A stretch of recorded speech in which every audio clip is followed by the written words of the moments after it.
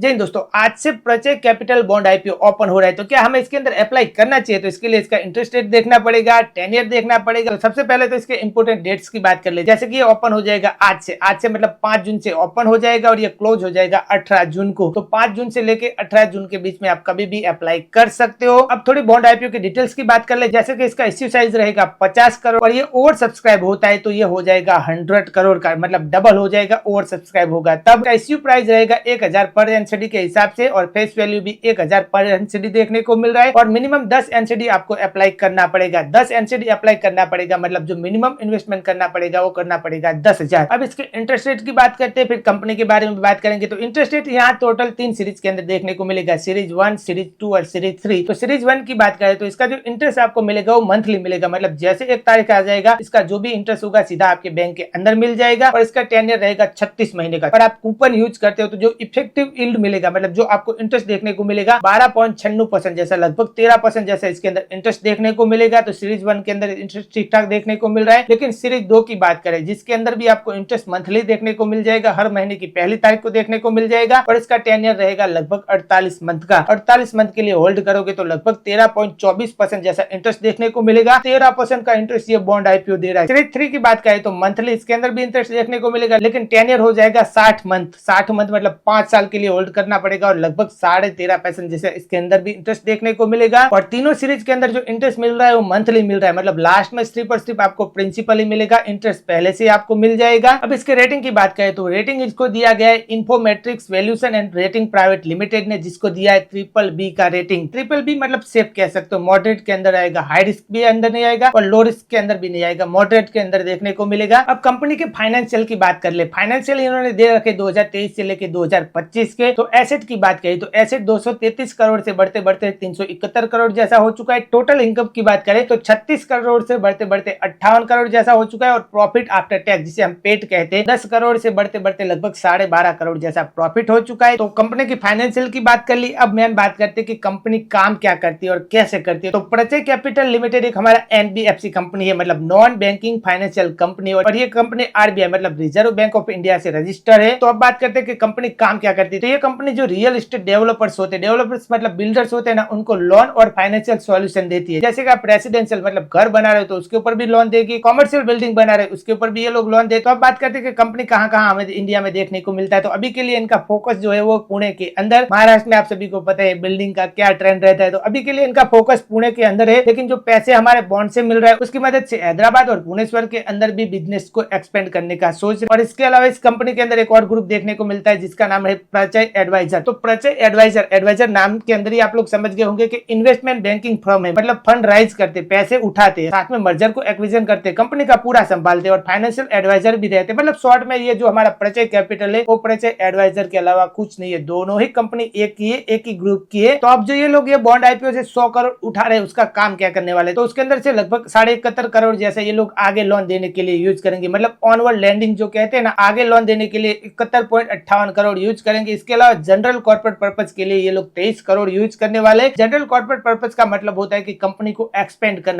करना, जैसे अभी मैंने आपको समझाया ना कि हैदराबाद और भुवनेश्वर भी इनका नेक्स्ट टारगेट है। तो कंपनी का काम और पर्पज तो मुझे ठीक ही लगा। तो अब बात करते हैं कि क्या इस बॉन्ड आईपीओ के अंदर हमें अप्लाई करना चाहिए। तो अप्लाई आप कहां से कर रहे हो ये कमेंट करके जरूर बताना। ग्रो ऐप से कर रहे हो, एंजल वन से कर रहे हो, चेवड़ा से कर रहे हो, आप कौन सा ब्रोकर यूज करते हो कमेंट करके जरूर बताना। मेरी बात करें तो मेरी तरफ से आपको कोई भी रिकमेंडेशन नहीं रहेगा। बॉन्ड आईपीओ हो या नॉर्मल आईपीओ हो, खुद का एनालिसिस करके ही आपको उसके अंदर इन्वेस्ट करना चाहिए। हमारी तरफ से कोई भी रिकमेंडेशन नहीं है।